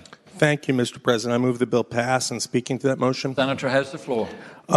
Right now in Virginia, to run for statewide office, whether it's governor, LG, AG, or U.S. Senate, candidates are required to get 10,000 signatures from across the Commonwealth, including some in each congressional district. This bill would lower that number to 5,000. And one of the reasons I'm concerned about this is the people end up paying to get the signatures. They end up paying organizers in most, if not nearly all cases. And I feel that showing that you have 5,000 signatures is a significant show of organization. And further, I'd rather people, if they have that kind of money, that they should spend it on contacting voters rather than paying organizers to collect signatures. Further, we changed our law in 2013 for the benefit of presidential candidates. I believe it was 2012, there were only 2 Republican candidates qualified for the ballot. And they're the ones who overcame the 10,000 vote threshold. When we lowered that to 5,000 for presidential candidates only in 2013, we saw that this year we had a robust presidential primary on both sides with people qualifying for the ballot. Further, I looked into this and I saw that Ohio and Pennsylvania have a 5,000 signature requirement. So I think that 5,000 is a significant enough hurdle to show that we have an organization for those candidates, and that what we do for presidential candidates should also be what we do for other statewide elections. With that, I renew my motion. The bill pass. Thank you, Senator. The question is, shall Senate Bill 1236 pass? All in favor of the motion will record their votes aye. Those opposed, no. Are the senators ready to vote? Have all the senators voted? Do any senators desire to change their votes? The clerk will close the roll. Ayes 19, noes 19, Rule 36-1. Ayes 19, noes 19, Rule 36-1. The chair votes aye. The bill passes. Mr. President, having voted on the prevailing... having voted on the prevailing side by which we passed Senate Bill 1236, I'd like to ask that that bill please be reconsidered. Thank you, Senator. The question is, shall the vote by which Senate Bill 1236 passed be reconsidered? All in favor of the motion will record their votes aye. Those opposed, no. Are the senators ready to vote? Have all the senators voted? Do any senators desire to change their votes? The clerk will close the roll. Ayes 34, noes 5. Ayes 34, noes 5. The motion carries. The senator from Alexandria, Senator Eben. I renew my motion that the bill pass. Thank you, Senator. The question is, shall Senate Bill 1236 pass? All in favor of the motion will record their votes aye. Those opposed, no. Are the senators ready to vote? Have all the senators voted? Do any senators desire to change their votes? The clerk will close the roll. Ayes 18, noes 21. Ayes 18, noes 21. The bill fails to pass. Senate Bill 1302, a bill relating to write-in votes, duties of local electoral boards. The senator from Fauquier County, Senator Vogel. Thank you, Mr. President. I move the bill pass, and speaking to that motion. Senator has the floor. Thank you, Mr. President. This bill is a good government bill, and it really is brought to you in a way that mostly benefits large jurisdictions, but hopefully benefits everybody. And what it seeks to do is allow local electoral boards the opportunity to not report each individual write-in vote in the case where it is mathematically impossible for those write-in votes to affect the outcome of the election. So, for example, in Fairfax County, in the most recent congressional election, the congressional candidate was unopposed. The number of write-in votes was 27,000. The number of write-in votes was not going to make a difference, but the Electoral Board was required to provide the identity of each of those write-in votes. Now, if it was Mickey Mouse, then it was just reported as invalid. But the identity of each of those write-in votes was required to be reported. That requirement cost the local registrar and electoral board an enormous amount of resources. And I think the testimony in committee was that it was 5 or 6 solid days with several people committed to that task. And I would argue that there were other tasks that were of greater priority and certainly of greater import to the local electoral board and the registrar in the wake of that election. And so this was brought to me at the request of that registrar. And a couple of things for this body to understand. There is a threshold so that if it's close, you have to report them. They always have to be counted. That's important for everybody to know. You always count them. You're just not reporting the individual identity of each. That is made available to the public, so anybody who wishes to come and find that information out can go to the local electoral board and pull that information. So that's what the bill does, and with that, I would ask that the body please pass the bill. Thank you. Senator, the senator from Alexandria, Senator Eben. Thank you, Mr. President. Speaking against the bill. Senator has the floor. I think it's important to note that these write-in votes that are not enumerated on the abstract, it doesn't matter whether it's an organized effort or an unorganized effort. And I would say that in my home city, the incumbent mayor got 9,170 votes in the 2015 general election. He was defeated by a significant margin, but those votes would not be enumerated the way I read the bill. And I think that the people who were involved in that campaign or who closely watched it or the media should be able to easily ascertain the results. They can go to the registrar's office and look through the tape, but I don't think that's good enough. I know that democracy is not always cheap. I represent Fairfax County too, and I don't like the idea that registrars have to work so hard, but I do think that we're entitled to the results. Now, a better way to change this is right now, if you get less than 5% of the votes as write-in, those are not ascertained. If there was a higher number than 5%, that might be a more reasonable way to do this. I know that in 2015, we had HB 2152 that all members of the Senate but 2 who were serving then voted against. And I would ask that we vote against this again. It's just, we also, in a multi-jurisdictional election or primary, for example, for my seat, I represent 3 areas. So if you wanted to know how many write-in votes someone had gotten against me, if it was a organized write-in vote or whether it wasn't, you'd have to go to both the Office of Elections in Arlington and Fairfax, Alexandria, go through the tape, add that up. I just think in the name of transparency that this is not the right solution to this problem if the registrars see this as a problem. And with that, I'd ask that we vote against the bill. Thank you, Senator. The senior senator from Bath County, Senator Deeds. Thank you, Mr. President. Would the senator from Fauquier resume the floor for the purposes of a couple of questions? Would the senator from Fauquier yield for a question? Yes, I yield. She yields, Senator. Mr. President, I'd ask the senator that I thought I understood that she said under this bill the votes get counted, they just don't get reported. Is that what she said? Senator from Fauquier. Yes, Mr. President. What I said is that the votes get counted. The number of write-in votes are counted and reported. They're just not, for lack of a better description, itemized name by name for every single person. So if in that case of the 27,000, all 27,000 different persons whose name were written in would not be provided so that they didn't have to spend the next 8 days doing that. It would be made available to the public, but not provided in the next 5 days. Well, I'd ask, Mr. President. You yield for an additional question. She yields, Senator. I yield. Well, I'd ask the senator if they are counted but not tabulated, I guess, where's the cost savings? If the votes are counted, if somebody has to go through those 27,000 votes and count them as a write-in, where are the cost savings for the registrar?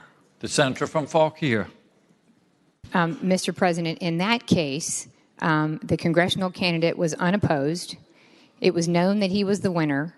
It was known that there were 27,000 write-ins. Because there were 27,000 additional ballots. The actual additional effort that was expended in the next 8 days was the effort to actually take the name on each ballot, read that name, and record that name. The senior senator from Bath. Mr. President, would the senator yield for an additional question? The senator yes, Mr. She President, yields, Senator. I yield.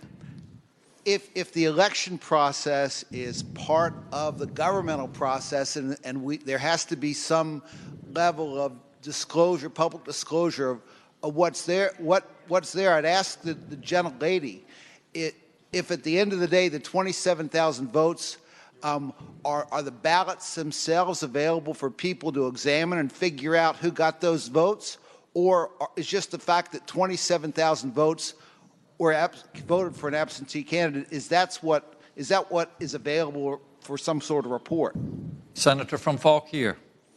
Mr. President, I would probably have to have the registrar here who could perhaps answer some of these questions in more detail. But as I understand it, the identity of the absentee ballot, the identity of the write-in ballot as cast is available to the public, and it's eventually recorded. I mean, it's there and available to be seen, but it's just not provided in an identity name-by-name basis immediately after the election. So in the case of the registrar in Fairfax County, who had to compile that very quickly at the end of the election and produce those results, he produced 27,000 different results. So it was Connolly is the winner, 27,000 results, and of all those 27,000, each was reported. If it was Mickey Mouse, they didn't report Mickey Mouse. They reported that as invalid. But if it was an individual voter and that person's name, a legitimate person, that person's name was reported. And as we all know, there are many people who write themselves in, they write their neighbor in, they write their pastor in, they write a legitimate person's name in. And so all of those were reported.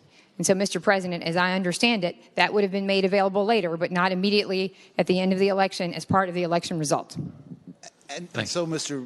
President, if the senator would yield for one more question. The senator yield. Mr. President, I will yield and attempt to answer his question. She yields, Senator. So as I understand it, the expense is not avoided, that the expense registrars are seeking to avoid with this bill is not avoided, it's just spread out over a longer period of time.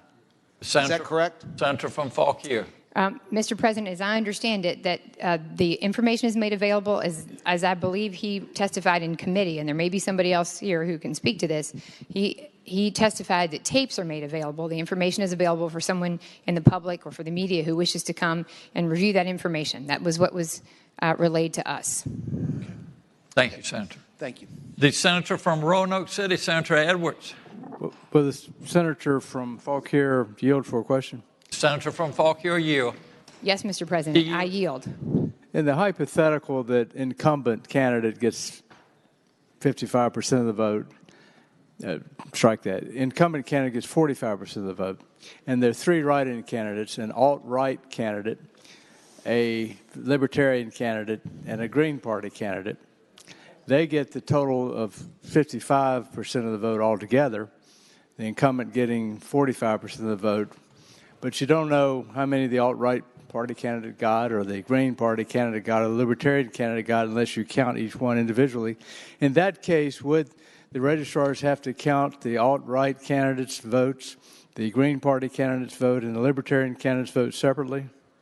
In that scenario, 45% going to the incumbent? So, Mr. President, if it falls below the threshold that's stated in the bill, then absolutely you have to enumerate each one. You have to count every single write-in vote, and because you wouldn't know who the write-ins were, obviously, unless you counted each one. If there's a write-in campaign from any party, from any individual, for someone who didn't make it on the ballot, then absolutely you would have to count each one of those write-in votes and report the identity of each of those write-in votes. Thank you, Senator. The senator from Roanoke City. As I understand, will the senator yield for another question? The senator yield? I yield. She yields, Senator. So the difference between the total number of votes cast for the candidate elected or the candidate elected with the fewest number of votes and the total number of write-in cast for that is more than 5%. So you'd have to count that in order to find out whether there's a 5% differential between the second person and the one that got the highest number of votes. Mr. President, Senator from Fauquier. Mr. President, to clarify, you're counting the number of votes of the person who qualified and whose name was on the ballot, and then you're taking the cumulative number of write-ins, not a breakdown among those write-ins. It's the cumulative number of write-ins, along with the cumulative number of votes cast. Senator from Roanoke City. Mr. President, will the senator yield for another question? The senator yield for an additional question. I yield. Senator. Hypothetically, if the incumbent got 60% of the votes cast and these three other write-in candidates, the alt-right candidate, the Libertarian candidate, and the Green Party candidate, split up the rest, would you need, which would be a total of 40% of the vote, would you need to would the registrar have to count each of the three write-in candidates in that scenario? Senator from Fauquier. If it was 60%, yes, and then 40%, yes,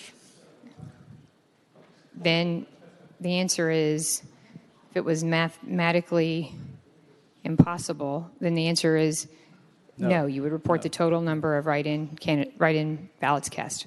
Okay, Mr. President. Senator from Roanoke City. Speaking to the bill, Mr. Senator Candidate, has the floor.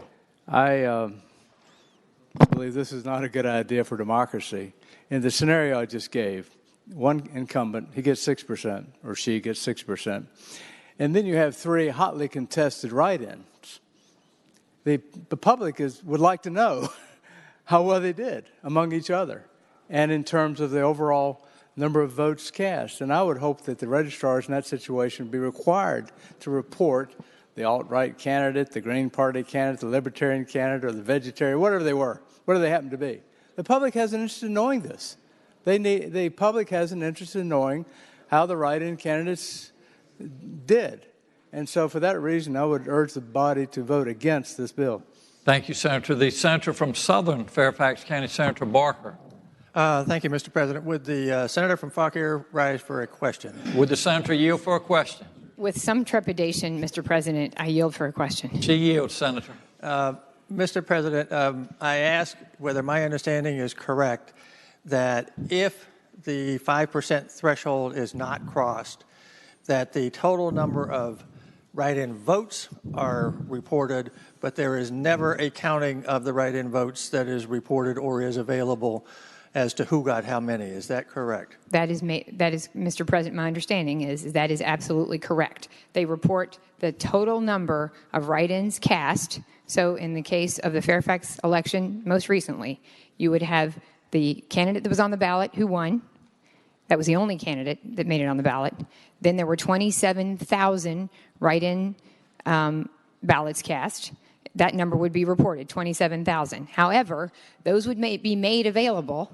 Those would never ultimately be reported name by name, but the public and the media could go and examine those at the registrar's office and could, if they chose, examine them. The senator from Southern Fairfax County. I'd ask the senator would she yield for one other question. Yes. She yields. Mr. President, I yield. Let me make sure that I'm understanding the last part of what you said. So what you would say is that in this situation that the registrar or the voting officials never count the votes for the individuals, but someone from the public could go get the copies of all the papers and tabulate them themselves. Is that correct? From Falk here. Mr. President, my understanding is that what's reported is the total number. Right. And I believe that is accurate, that it's available for the public to examine, and that they don't spend the next 8 days actually breaking them down and then reporting them and making that available. Mr. President, speaking to the bill. Senator has the floor. Mr. President, I do have some concerns about this bill. I think that as it's drawn, there could be actually fairly highly competitive elections where there's never a tabulation of the second place finisher in a particular election. And just to give you an example of how that could apply, in a town election, the town that I live just outside of, for example, you could have one candidate on the ballot who got 100 votes. You could have two other people who had indicated they wanted to be write-in candidates who collectively got 95 votes, and there would be no tabulation of those, which means that you could have had 100 votes for one, 94 votes for somebody else, and 1 vote for the third person. Or you could have had 100 votes for one and 48 and 47 votes for the other two in a very different outcome. And it seems to me that in situations like that, it's worth providing that, making that information readily available. I would note that recently in that particular town that I live just outside of a few years ago, where there was an election for mayor, there was one person who was on the ballot. There were 2 write-in candidates, and the person whose name was on the ballot finished third. So, this is not an idle thing as it relates to particularly elections in small towns and cities. Thank you, Senator. The question is, shall Senate Bill 1302 pass? All in favor of the motion will record their votes aye. Those opposed, no. Are the senators ready to vote? Have all the senators voted? Do any senators desire to change their votes? The clerk will close the roll. Ayes 22, noes 17. Ayes 22, noes 17. The bill passes. Senate Bill 1303, a bill relating to voter registration, deadline for registration by electronic means. Senator from Fauquier County, Senator Vogel. Thank you, Mr. President. Maybe this will be a little easier. I move the bill pass, and speaking to that motion. Senator has the floor. Thank you, Mr. President. This was also brought at the request of some of our registrars, and this is a uniformity bill. What this bill seeks to do is set a uniform deadline for registration in the Commonwealth of Virginia, and to make that 5 p.m. And this was meant to resolve an issue where we had some deadlines at 5 p.m. at places where you appear in person, and in other cases where you were trying to go into the online portal, Veris, you had until midnight. And there were issues with the portal. And if you were on the portal after 5 p.m. and you encountered some problem, you were shut out, or it was frozen, or you were spinning and you couldn't get in, if you had waited past 5, you didn't have an option to appear in person at any of the other locations where you could have actually registered.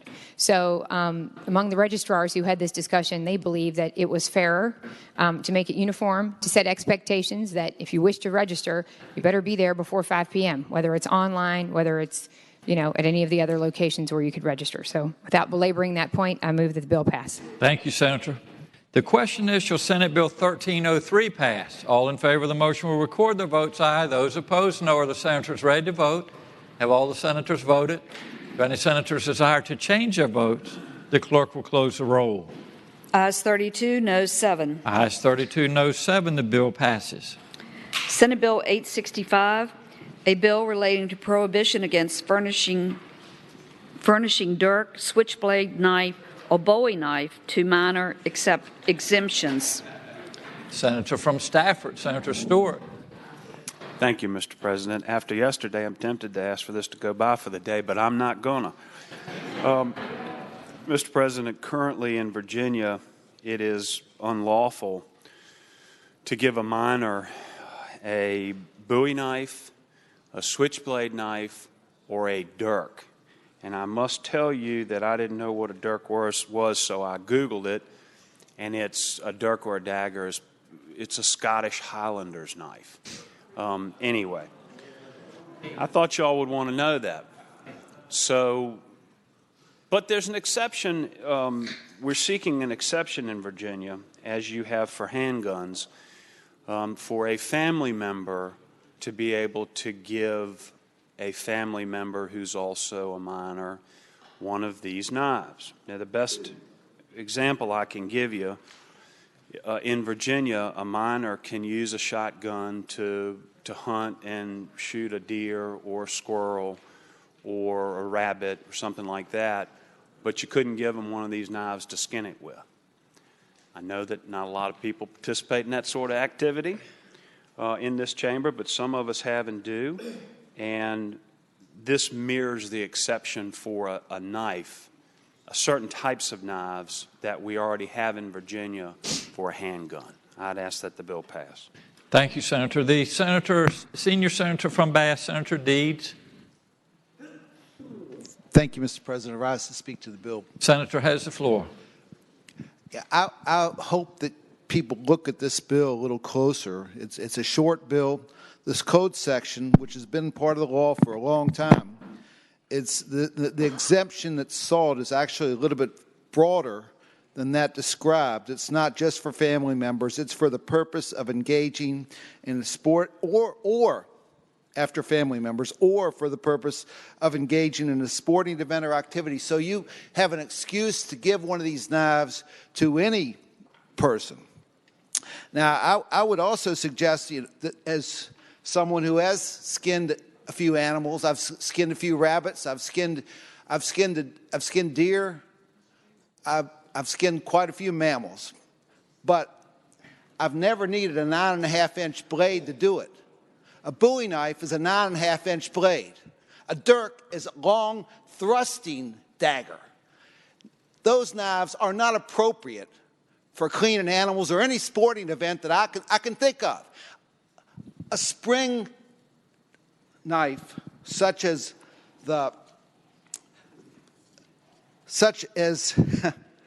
this switchblade knife, a spring knife, there's also plenty of good reason why 35 states outlaw these things. I just don't. I see so much mischief in this bill, and this "or" means that you adults have an excuse now to provide weapons to potentially street gangs who say, yeah, we're going to use them for sporting purposes, but their sporting purposes might be different than what we would think. You know, this bill is, I think, full of mischief and has no business passing. Thank you, Senator. The senator from Arlington, Senator Favola. Thank you, Mr. President. Would the senator from Stafford rise for a question? The senator yield for a question. Yes, Mr. President. He yields, Senator. There's no definition of minor in here. So my question is, could this be a child from the age of 2 through 18? Senator from Stafford. Mr. President, I assume that it is the standard definition of under 18 years of age. The senator. And there would be no... Senator from Arlington. Thank you, Mr. President. Would the senator yield for another question? I'm happy to. He yields, Senator. So there is no threshold. The child could be any age under the age of 18, a toddler. Is that correct?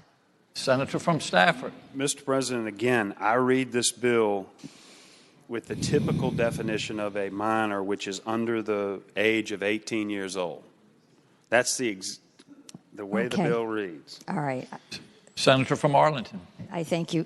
Mr. President, would the senator yield for one other question? Would the senator yield for one additional question? Oh, absolutely. He yields, Senator. you say sporting event or activity. Any activity, how would we interpret that, or how do you interpret that?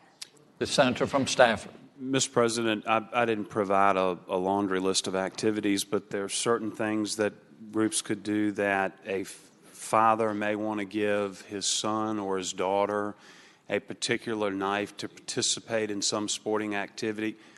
And I understand they may not do that in Arlington County, but there's a whole other part of Virginia, rural Virginia, that they do things like this.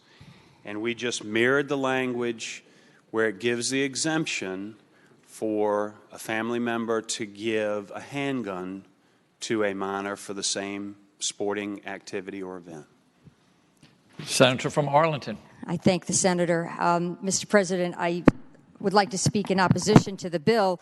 I would contend that children anywhere in the Commonwealth, if they're playing with dangerous knives, would be subjecting themselves to potential harm, and they could also be subjecting their playmates to potential harm. I don't see any reason why this bill serves a public purpose, especially when it is so broadly defined. I mean, we don't even define sporting event. This is just bad public policy.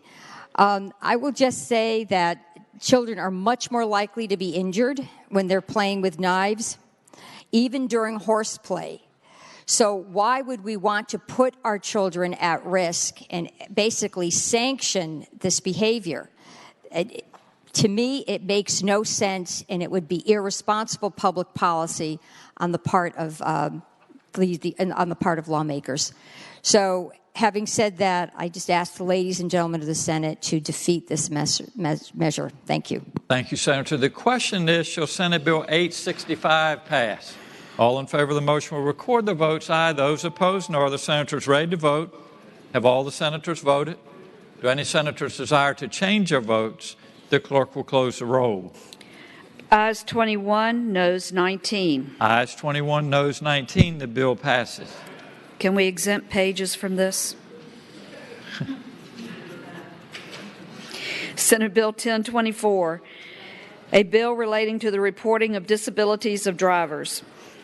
The senator from Henrico, Senator Donovan. Mr. President, I move that the bill pass and speak to the bill. Senator has the floor. This legislation is intended to encourage health professionals to report when they believe that the health of their patient might make driving a threat to public safety. So we know that access to health care has changed considerably. Currently in the code, only physicians are protected for reporting, but there are a much wider variety of professionals that care for patients, and we need to include them in this protection because there have been some real issues with driving and accidents and deaths lately, and this is an opportunity to make this permissible reporting a protected entity for the healthcare professionals that might be seeing a patient. Thank you, Senator. The question is, shall Senate Bill 1024 pass? All in favor of the motion will record their votes. Aye. Those opposed, no. Are the senators ready to vote? Have all the senators voted? Do any senators desire to change their votes? The clerk will close the roll. Ayes 28, noes 12. Ayes 28, noes 12. The bill passes. Senate Bill 1027, a bill relating to cannabidiol oil, I need to learn to pronounce that, and THCA oil, permitting of pharmaceutical processors to manufacture and provide. The senator from Western Fairfax County, Senator Marsden.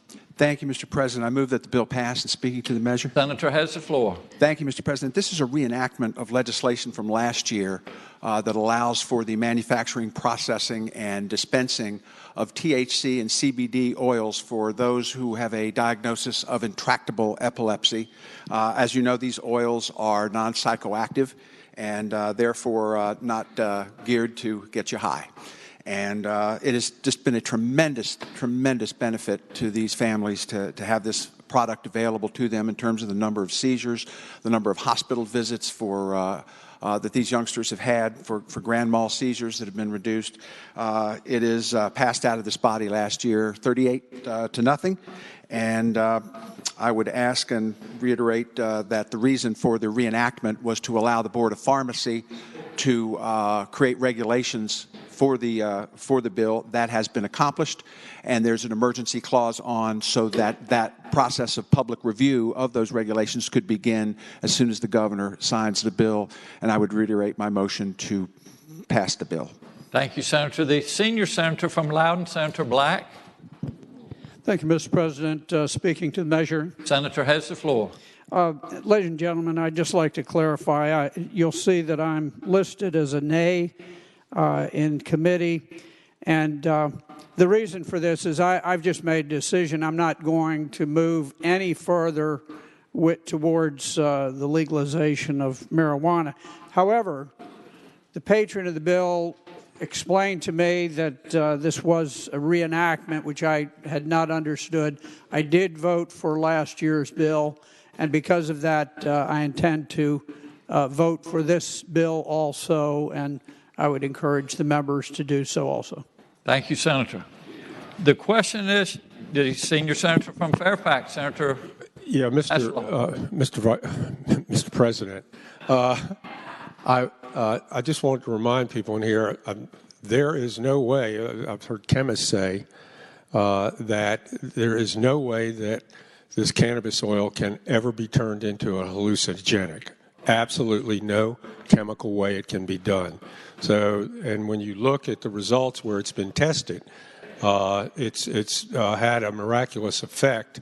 And we had every year before we come back down here, we meet in the governmental center in Fairfax, and the citizens come up and tell us what's on their mind. There was testimony from a woman who, for many years, for several years, she had her daughter had seizures problems. She had to move to Colorado, and apparently, when the surrounding areas that surround this state legalized marijuana, she could now get the cannabis oil, and although it probably wasn't legal, to bring it back into Virginia. But it stopped she was able to reunite with her family, and it's also stopped the seizures. So it can't be made into an hallucinogenic. It's proven to be pretty effective, and I would hope we'd support the bill. Thank you, Senator. The question is, shall Senate Bill 1027 pass? All in favor of the motion will record their votes aye. Those opposed, no. Are the senators ready to vote? Have all the senators voted? Do any senators desire to change their votes? The clerk will close the roll. Ayes 40, noes 0. Ayes 40, noes 0. The bill passes. Senate Bill 1148, a bill relating to authority of the Commissioner of Highways to lease or convey airspace. The senator from Arlington, Senator Favola. Thank you, Mr. President. I move that the bill pass. And speaking to the motion. Senator has the floor. Thank you, Mr. President. This is a request from VDOT. What the bill does is it allows the Department of Transportation to use other options than just the highest competitive bid that comes in. Once VDOT, what they would do is they put a request out for a bid if they want to convey or lease air rights. And within 14 days, respondents have to come in with a price.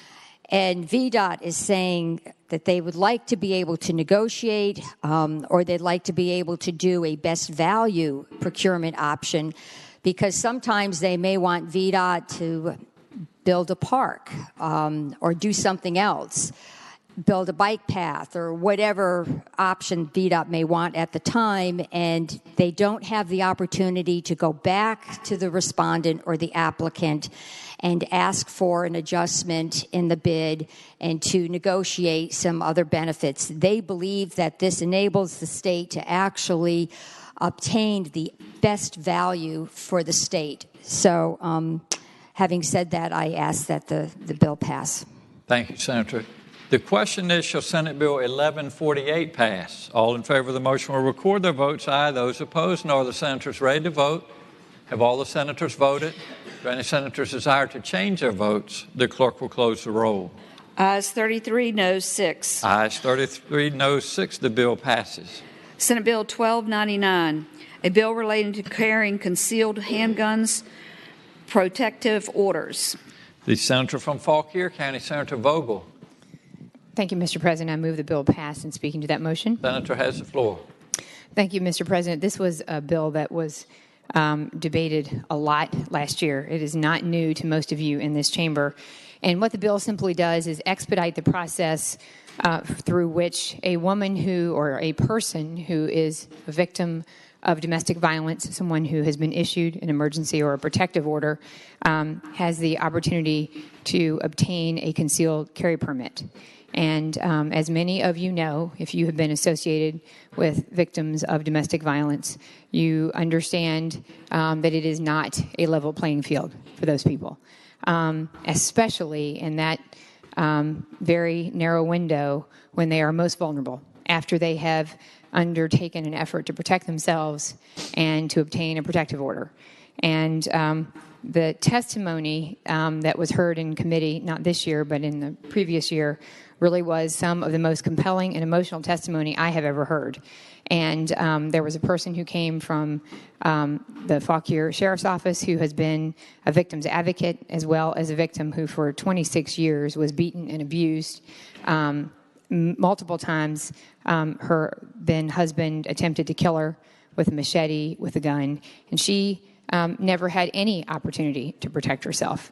And she is like thousands and thousands and thousands of people for whom her life is so closely monitored, who is so abused that her opportunity to ever have a chance to protect herself is zero, zip. And her opportunity to ever even have an opportunity to go and obtain a concealed carry permit is zero. And so it is the case, and this is something that most people overlook, it is the case that someone in her position, or anyone's position who is lawfully allowed to carry a weapon, can open carry. But in the case of someone like this, who is a victim, who doesn't wish to open carry, who finds that inflammatory, or who is fearful, but can't because they don't have a concealed carry permit, slip it in their purse, they have no other option. And so what this would do is allow them to simply carry it in their purse. So with that, that's the bill. It is merely an option, and it just avails a victim of that additional opportunity. When that 45 days is over, it expires. Just like anybody else, they still have to go through the permit application process. So with that, Mr. President, I would ask that the bill pass. Thank you, Senator. The senator from Arlington, Senator Favola. Thank you, Mr. President. I rise to speak reluctantly in opposition to the bill. I think it is very well intentioned, and I do believe that there may be some good that comes out of this bill. But my concern is that the documentation of proof that there was some training to get the handgun permit, I think, is removed in your bill or not required, and that's the only thing that really bothers me.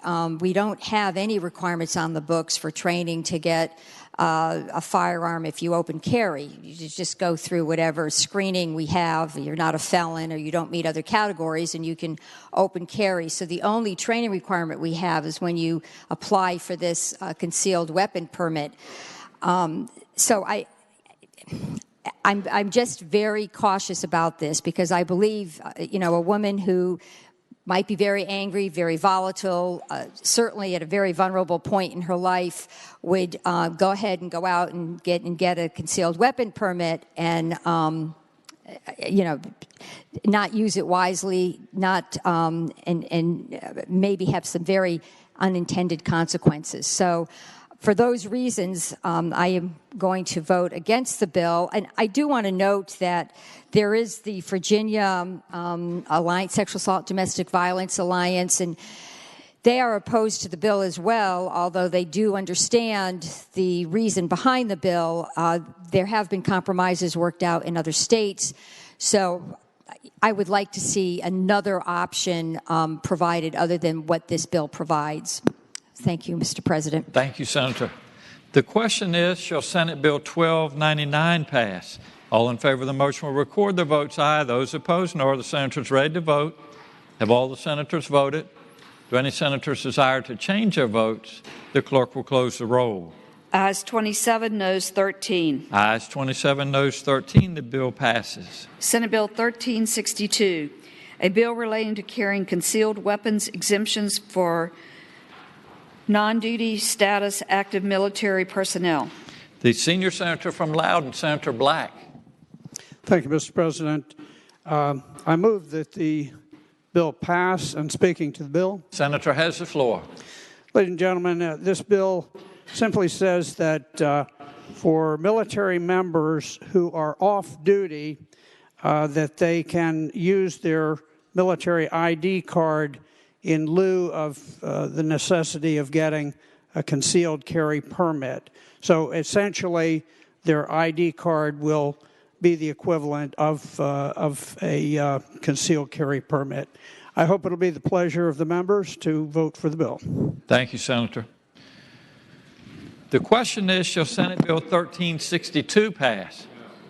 All in favor of the motion will record their votes aye. Those opposed, no. Are the senators ready to vote? Have all the senators voted? Do any senators desire to change their votes? The clerk will close the roll. Ayes 23, noes 17. Ayes 23, noes 17. The bill passes. Mr. President. The senator from Bath, Senator Deeb. Having voted on the prevailing side on House Bill or Senate Bill 1362, I move that we reconsider the vote. Thank you, Senator. The question is, shall the vote by which Senate Bill 1362 was passed be reconsidered? All in favor of the motion will record their votes aye. Those opposed, no. Are the senators ready to vote? Have all the senators voted? Do any senators desire to change their votes? The clerk will close the roll. Ayes 40, noes 0. Ayes 40, noes 0. The motion is agreed to. The senior senator from Loudoun, Senator Black. Thank you, Mr. President. The issue having been previously explained, I move that the bill pass. Thank you, Senator. The question is, shall Senate Bill 1362 pass? All in favor of the motion will record their votes aye. Those opposed, no. Are the senators ready to vote? Have all the senators voted? Do any senators desire to change their votes? The clerk will close the roll. Ayes 22, noes 18. Ayes 22, noes 18. The bill passes. Senate Bill 1403, a bill relating to descheduling or rescheduling of cannabidiol. The senator from Henrico, Senator Donovan. Thank you, Mr. President. Move that the bill pass and speak to the bill. Senator has the floor. Cannabidiol oil is going to be the end of us, isn't it? Cannabidiol oil. But this is a little bit different than the legislation we just addressed that looks at compounding cannabidiol oil here in Virginia with Virginia-grown marijuana that's a very controlled situation. This would actually be a change in the pharmacy code if the FDA were to reschedule cannabidiol oil to a lower schedule. Currently it's Schedule 1, which means there's no therapeutic benefit. If they were to make that change, Virginia code would have to change so that we could actually prescribe in the state, and the Board of Pharmacy would have to enact that change. This basically just changes the code, so the process by which we get from the FDA change to the change on our own schedule is expedited so that that can get on the market and to the patients that need it. Thank you, Senator. The question is, shall Senate Bill 1403 pass? All in favor of the motion will record their votes aye. Those opposed, no. Are the senators ready to vote? Have all the senators voted? Do any senators desire to change their votes? The clerk will close the roll. Ayes 39, noes 1. Ayes 39, noes 1. The bill passes. Senate Bill 1415, a bill relating to Virginia Port Authority Board of Commissioners membership. The senator from Northern Chesapeake, Senator Spruill. Thank you, Mr. President. Move to substitute. Just move that the bill passes. Move that the bill passes. Yes. You have the floor, Senator. Thank you. Mr. Chairman, the substitute now changed the bill.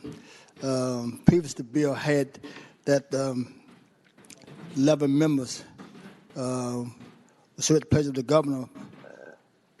We removed that. What's in the bill now is 2. It established that the members appointed by the governor may have the following experience in agriculture, manufacturing, and etc. When before it was mandated, now they may have it. And secondly, that given representation from the Port of Richmond, Chesterfield, City of Richmond, and also from the Virginia Inlet Port, that they will have a vote before they were non-voting members. This bill now allows those two to have voting members. Make it fair to the board. Move approval of the bill. Thank you, Senator. The question is, shall Senate Bill 1415 pass? All in favor of the motion will record their votes aye. Those opposed, no. Are the senators ready to vote? Have all the senators voted? Do any senators desire to change their votes? The clerk will close the roll. Ayes 40, noes 0. Ayes 40, noes 0. The bill passes. Uncontested calendar. Mr. President. The senator from Roanoke County, Senator Suderline. Before we move on to the second readings bills, having voted on the prevailing side, I'd ask that we reconsider the vote by which we pass SB 1126 on page 16. Thank you, Senator. The question is, shall the vote by which Senate Bill 1126 was passed be reconsidered? All in favor of the motion will record their votes aye. Those opposed, no. Are the senators ready to vote? Have all the senators voted? Do any senators desire to change their votes? The clerk will close the roll. Ayes 40, noes 0. Ayes 40, noes 0. The motion is agreed to. The senator from Eastern Fairfax County, Senator Surville. Thank you, Mr. President. Having previously explained the bill, I'd move the bill pass. Thank you, Senator. The question is, shall Senate Bill 1126 pass? All in favor of the motion will record their votes aye. Those opposed, no. Are the senators ready to vote? Have all the senators voted? Do any senators desire to change their votes? The clerk will close the roll. Ayes 34, noes 6. Ayes 34, noes 6. The bill passes. Uncontested calendar, Senate bills on second reading. The senator from James City County, Senator Norman. I would move all the Senate bills on the second reading on the uncontested calendar, which would include all Senate bills on pages 25 through 28, including Senate Bill 1273 through Senate Bill 1474, be advanced to their engrossment in the block after the adoption of any amendments. Any senator who desires to remove a bill from the block should please do so after the clerk has read the number of that bill. Thank you, Senator. The question is, shall all Senate bills on second reading on the uncontested calendar on pages 21 through 24, Senate Bill 1006 through Senate Bill 1469, be engrossed and advanced to their third reading in the block after the adoption of the amendments thereto, that any senator desiring to remove a bill from the block would do so after the clerk has read the number of the bill. All in favor of the motion will say aye. Those opposed, no. The ayes have it. The motion is agreed to. Senate Bill 1006, reported from the Committee on Education and Health with a substitute. The senator from Augusta, Senator Hanger. Mr. President, I'd ask that that bill go by for the day. Without objection, Senate Bill 1006 will go by for the day. Senate Bill 1108, reported from the Committee on Rehabilitation and Social Services. Senate Bill 1127, reported on the Committee on Agriculture, Conservation, and Natural Resources. Senate Bill 1144, reported from the Committee on Agriculture, Conservation, and Natural Resources with amendments. The junior senator from Virginia Beach, Senator DeStaff. Mr. President, I request we move the committee amendments. The question is, shall the committee amendments be agreed to? All in favor of the motion will say aye. Those opposed, no. The ayes have it. The committee amendments are agreed to. Senate Bill 1216, reported from the Committee on Rehabilitation and Social Services. Senate Bill 1306, reported from the Committee on Agriculture, Conservation, and Natural Resources with a substitute. The senator from Fauquier County, Senator Vogel.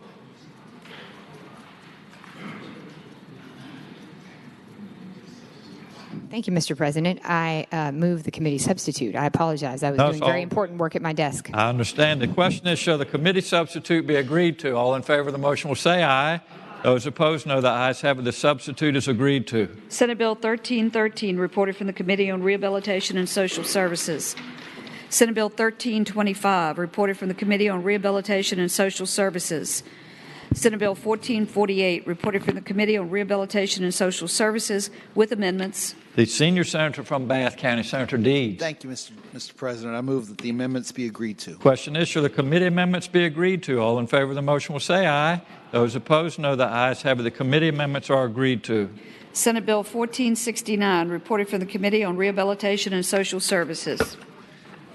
Thank you, Madam Clerk. The question is, shall the Senate bills be engrossed and advanced to their third reading? That is, all bills except for 1006 on page 21. All in favor of the motion will say aye. Those opposed, no. The ayes have it. The bills are engrossed and advanced to their third reading. Regular calendar, Senate bills on second reading. Senate Bill 1150, a bill relating to alcoholic beverage control, bar bystander training, reported from the Committee on Rehabilitation and Social Services with a substitute. The senator from Arlington, Senator Favola. Thank you, Mr. President. I move that the substitute be agreed to. Question is, shall the committee substitute be agreed to? All in favor of the motion will say aye. Those opposed, no. The ayes have it. The substitute is agreed to. The senator from Arlington. Thank you, Mr. President. I move that the bill be engrossed in advance to its third reading. The question is, shall the bill be engrossed in advance to its third reading? All in favor of the motion will say aye. Those opposed, no. The ayes have it. The bill is engrossed in advance to its third reading. Senate Bill 1204, a bill relating to source of dog or cat for sale local ordinances, reported from the Committee on Agriculture, Conservation, and Natural Resources. The senator from Accomack County, Senator Lewis. Thank you, Mr. President. I move the bill be engrossed and advanced on to its third reading. The question is, shall the bill be engrossed and advanced to its third reading? All in favor of the motion will say aye. Aye. Those opposed, no. The ayes have it. The bill is engrossed and advanced to its third reading.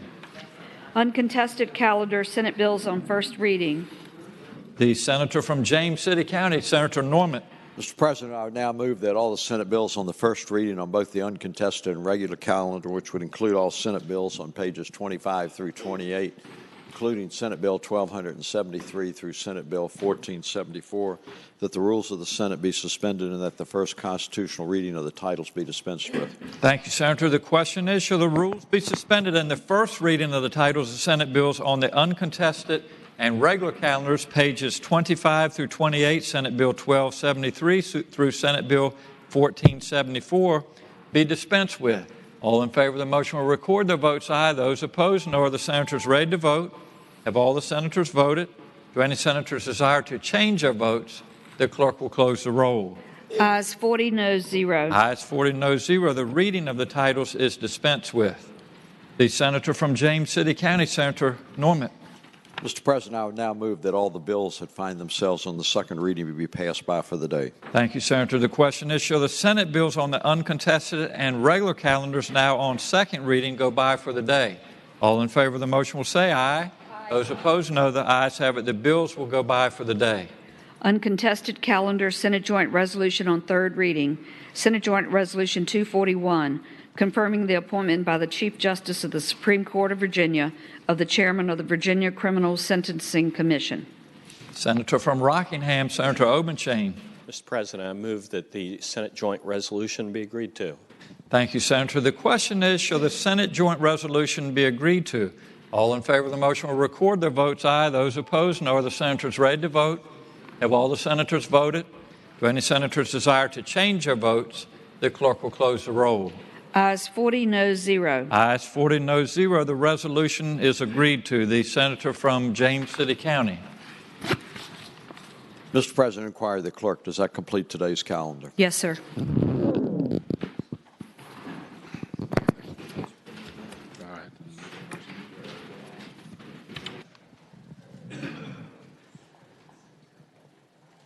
Senator from Fairfax City, Senator Peterson. Thank you, Mr. President. I rise for an announcement. Senator has the floor. Mr. President, ladies and gentlemen of the Senate, the witching hour is upon us. Tonight, we will take on the House of Delegates in our annual basketball game to benefit Massey Cancer Center.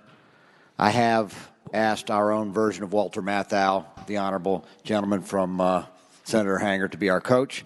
And so he will be organizing the Bad News Bears as it is as we take on the House. We will be getting some help from some very tall people with very excellent skill sets that live in the city of Richmond.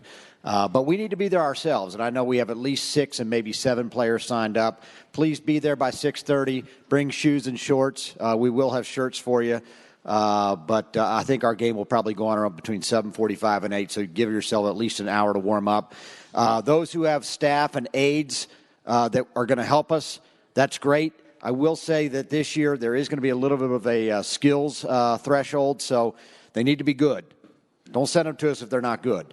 But I know we've had some very talented young people that have showed an interest, so we're looking forward to that. So please, all of y'all be there. I have had a couple people ask me about donations. We're not as organized this year because we're getting such a quick start. I will say that last year I asked every member to donate $250. I'll be putting in my $250. I know I have a couple other people that have asked about that. If you choose to donate, make it to Massey Cancer Center. You can bring it to my office at room 329, and I will at least make an announcement tonight that we are in the process of raising money. I'm not going to twist any arms this year because I just don't have time. But for those of you to do that, thank you, and I look forward to the game. It's going to be a great game. Thank you, Senator. The senator from Grayson County, Senator Carrico. Mr. President, I rise for a motion. Senator has the floor. Mr. President, I move that the rules be suspended and HJR 725 be taken up for immediate consideration. Thank you, Senator. The question is, shall the rules be suspended and HJR 317 be taken up, HJR 725 be taken up for immediate consideration? All in favor of the motion will record their votes aye. Those opposed, no. Are the senators ready to vote? Have all the senators voted? Do any senators desire to change their votes? The clerk will close the roll. Ayes 40, noes 0. Ayes 40, noes 0. The motion is agreed to. The clerk will please read the title of the resolution. House Joint Resolution Number 725, commending Justin Scott Grimm. The senator from Grayson County. Thank you, Mr. President. Justin Scott Grimm is Virginia high school graduate in Bristol, Virginia that played for the Chicago Cubs this year as a pitcher, and I would move that the resolution be agreed to. Thank you, Senator. All in favor of agreeing to the resolution will say aye. Those opposed, no. The ayes have it. The resolution is agreed to. The senator from Augusta, Senator Hanger.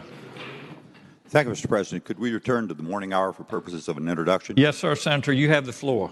Thank you, Mr. President. I was feeling left out earlier this afternoon when everybody was introducing their 4-H members, and I do have one group that showed up, and I hope they're still with us up there, but I would ask you, Mr. President, to recognize the 4-H group from Madison County. Thank you, Senator. And speaking of left out, I think they have left the gallery, but if they're watching from another viewing area, we would certainly welcome the members from the Madison County 4-H Club, and I'd ask the Senate to please join me in offering them the warm welcome of the Senate.